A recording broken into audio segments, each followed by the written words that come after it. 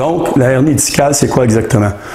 Avant de vous le dire, je vais faire un petit brin d'anatomie.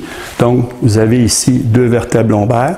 Alors, les vertèbres, évidemment, c'est du tissu osseux. Les vertèbres se touchent. Il y a 3 articulations au niveau de la colonne vertébrale. Il y a 3 articulations entre 2 vertèbres. Il y a les facettes articulaires. Il y en a 2 de chaque côté. Là, on le voit de profil. Là, on ne peut pas voir, mais il y en a 2 de chaque côté. Les facettes articulaires, évidemment, sont articulées et il y a une partie qui est cartilagineuse, du tissu cartilagineux. Et entre les corps vertébraux, ben, j'ai mon disque intervertébral qui, lui, est fait de tissu cartilagineux aussi, un peu différent, puis c'est extrêmement solide. OK? Mon anneau, mon disque intervertébral. Et lui, si on regarde là, dans un plan transverse du dessus, eh bien, lui est composé d'un anneau cartilagineux et d'un noyau pulpeux. Alors, l'anneau cartilagineux, c'est ce qui donne la solidité. Et le noyau, c'est comme un trou de beigne, finalement. Le noyau est au centre. C'est un peu comme une pâte dentifrice. Les chirurgiens orthopédistes vont vous le dire.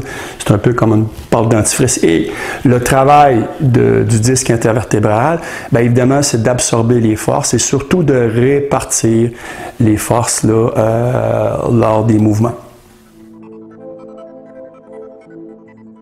Donc, la hernie discale, toujours la conséquence de l'arthrose. Et c'est quoi l'arthrose? L'arthrose, finalement, c'est la dégénérescence des structures du système musculo-squelettique. Alors, dans notre cas, c'est la colonne vertébrale. Qu'est-ce qui va arriver? Bien, les différents tissus de la colonne vertébrale vont perdre leur capacité physico-chimique.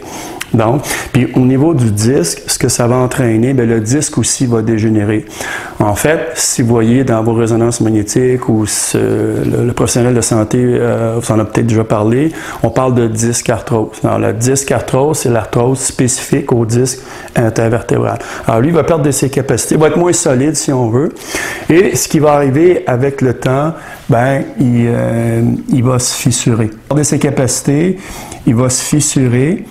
Et ce qui va arriver avec le temps, ben, le noyau pulpeux, l'espèce de pâte dentifrice qui est au milieu qui est au niveau du trou de beigne, ben, va faire protrusion. Puis ce que vous avez ici, ce que je n'ai pas expliqué tantôt, c'est le canal spinal. Alors c'est là que passent tous les nerfs, puis au niveau de la région lombaire, tous les nerfs sensitifs et les nerfs moteurs, OK, passent au niveau du canal spinal.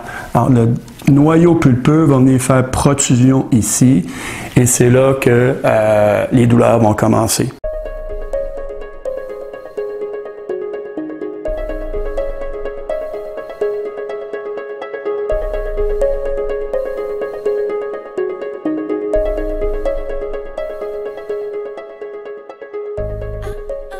Donc, le centre du disque intervertébral va migrer au niveau du canal spinal.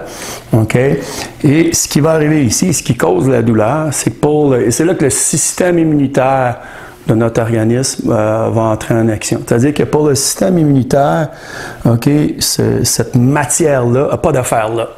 OK, donc le système immunitaire, lui, va être enclenché. OK? Et ça va causer une inflammation. En fait, la douleur d'une hernie discale va être composée par 2 choses, OK, une ou l'autre, ou les deux en même temps. L'inflammation, OK, déclenchée par le système immunitaire, ou la compression des racines nerveuses au niveau du canal spinal, ou au niveau du foramen, parce que les fameuses racines sortent de côté. OK, et quand on vous parle sur vos imageries médicales de sténose foraminale, ben c'est une compression d'une racine ici dans le foramen. OK? Donc, qui dit système immunitaire dit inflammation. Et qui dit inflammation dit douleur. Et pourquoi le système immunitaire entre en action, comme je l'ai dit? Ça n'a pas à faire là. Le système immunitaire, il va être enclenché, va envoyer des cellules spécifiques qui vont venir phagocyter dans notre jargon, puis dans notre langage commun, va venir manger ce matériel-là ici. Et donc, ça va causer la douleur. C'est un processus qui est très complexe. OK, le système immunitaire, on va parler tantôt de cytokines. OK, ça, c'est des protéines, c'est des peptides, des polypeptides que le système immunitaire va envoyer dans la circulation en détectant ça ici. Et je vais amener des cellules, OK, des macrophages pour venir bouffer le matériel nucléaire.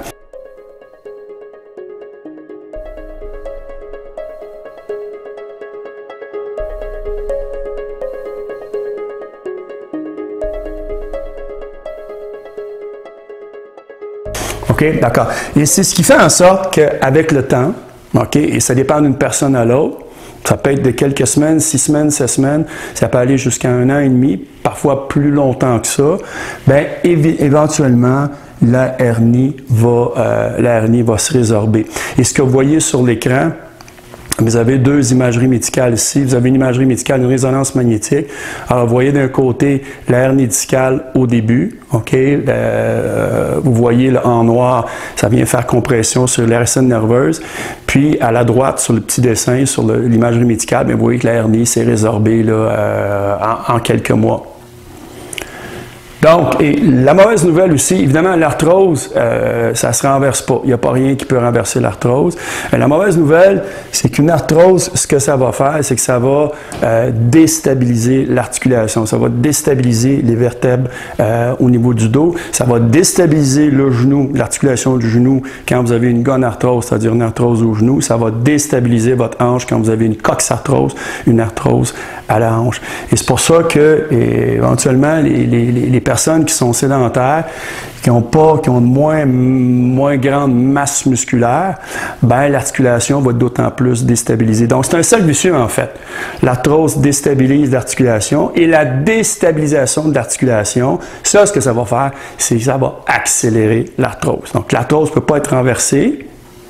Mais une fois que le processus est enclenché, surtout chez les individus qui sont sédentaires, qui ont une mauvaise masse musculaire autour de la colonne vertébrale, bien, la déstabilisation va accélérer l'arthrose.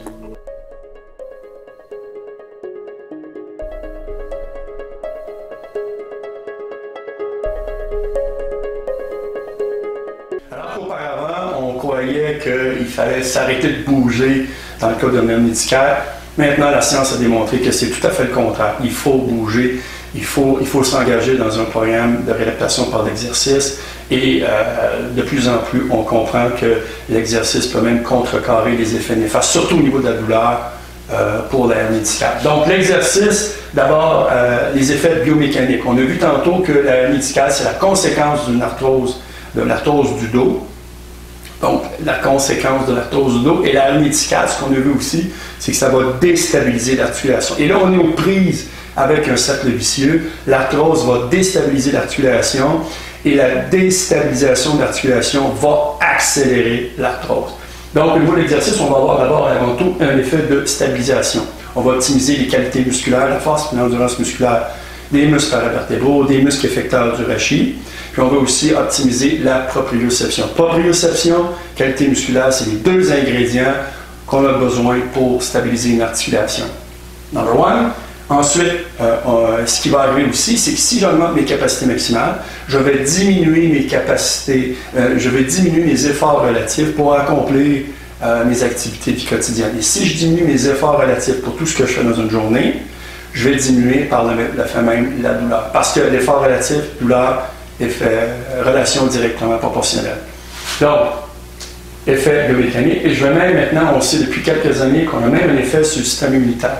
Donc, le système immunitaire, j'ai parlé tantôt des molécules que le système immunitaire va dégager, les cytokines qui vont enclencher l'inflammation. Et maintenant, on sait que les muscles, d'autres organes aussi, mais surtout les muscles, vont dégager des myokines. Donc, c'est le même genre de protéines. Donc, les muscles vont dégager de l'interleukine 6, interleukine 10, d'autres interleukines, et ces interleukines-là, ces interleukines-là ont un effet anti-inflammatoire. D'accord? Donc, j'ai un effet anti-inflammatoire. Ça va contrecarrer l'inflammation déclenchée par le système immunitaire. Ça va, du fait même, diminuer ma douleur. Et même, les mêmes myokines vont inhiber les cytokines qui sont sécrétées par le système immunitaire puis qui produisent l'inflammation. Donc, il y a vraiment un effet bénéfique de l'exercice direct sur l'inflammation.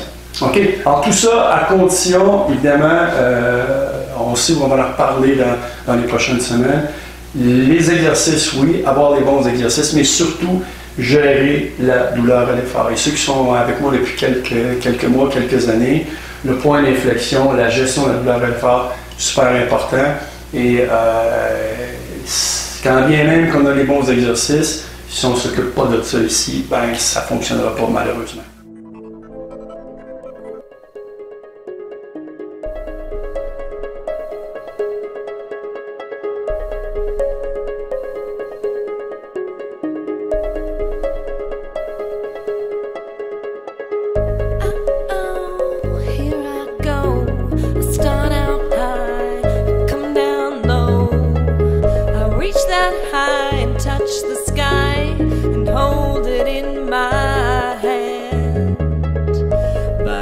slide back down.